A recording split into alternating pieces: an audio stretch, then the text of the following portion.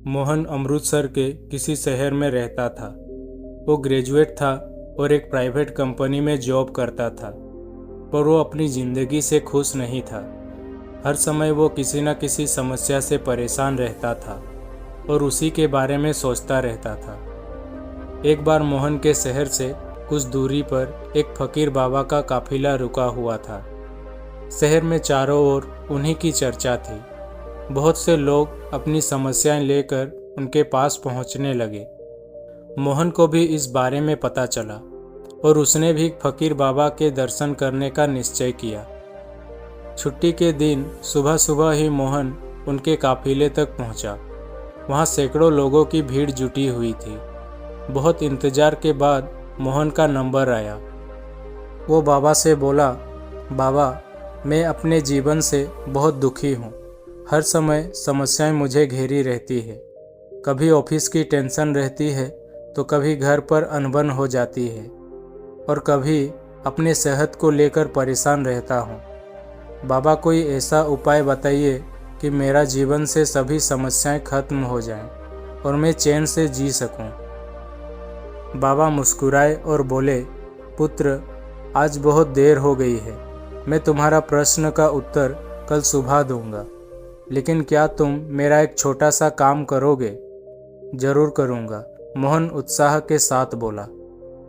देखो बेटा, हमारे काफिले में 100 ऊँट हैं और इनकी देखभाल करने वाला आज बीमार पड़ गया है।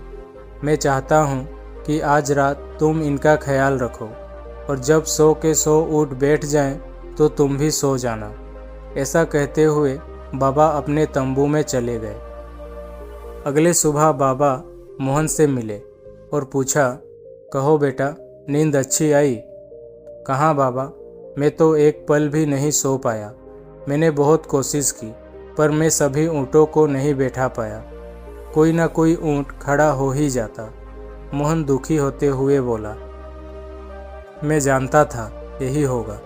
आज तक कभी ऐसा नहीं हुआ है कि ये सारे ऊँट एक साथ बैठ जाएं। बाबा बोले। मोहन नाराजगी के स्वर में बोला, तो फिर आपने मुझे ऐसा करने को क्यों कहा? बाबा बोले, बेटा, कल रात तुमने क्या अनुभव किया? यही ना कि चाहे कितनी भी कोशिश कर लो, सारे ऊँट एक साथ नहीं बैठ सकते।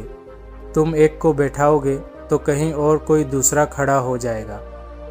इसी तरह तुम एक समस्या का समाधान करोगे तो किसी कारणवश दूसरी खड़ी हो जाएगी। पुत्र, जब तक जीवन है ये समस्याएं तो बनी ही रहती है, कभी कम तो कभी ज़्यादा। तो हमें क्या करना चाहिए?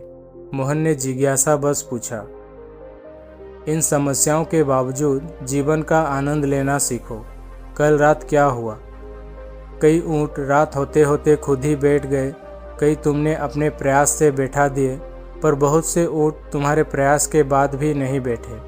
और जब बाद में तुमने देखा तो पाया कि तुम्हारे जाने के बाद उनमें से कुछ खुद ही बैठ गए। कुछ समझे? समस्याएं भी ऐसी ही होती हैं। कुछ तो अपने आप ही खत्म हो जाती हैं, कुछ को तुम अपने प्रयास से हल कर लेते हो और कुछ तुम्हारे बहुत कोशिश करने पर भी हल नहीं होती। ऐसी समस्याओं को समय पर छोड़ दो। उचित समय पर वो खुद ही खत्म हो जाती हैं। और जैसा कि मैंने पहले कहा, जीवन है तो कुछ समस्याएं रहेंगी ही रहेंगी, पर इसका ये मतलब नहीं कि तुम दिन रात उन्हीं के बारे में सोचते रहो। ऐसा होता तो ऊँटों की देखभाल करने वाला कभी सो नहीं पाता। समस्याओं को एक तरफ रखो और जीवन का आनंद लो। चैन की नींद सो। जब उनका समय आएगा वो खुद ही हल हो जाएंगी। पुत्र, ईश्वर के दिए हुए आशीर्वाद के लिए उसे धन्यवाद करना सीखो। पीड़ाएं खुद ही कम हो जाएंगी। फकीर बाबा ने अपनी बात पूरी की। आशा करता हूँ आपको ये वीडियो ज़रूर पसंद आई होगी। अगर पसंद आई होगी तो चैनल को सब्सक्राइब ज़रूर करें।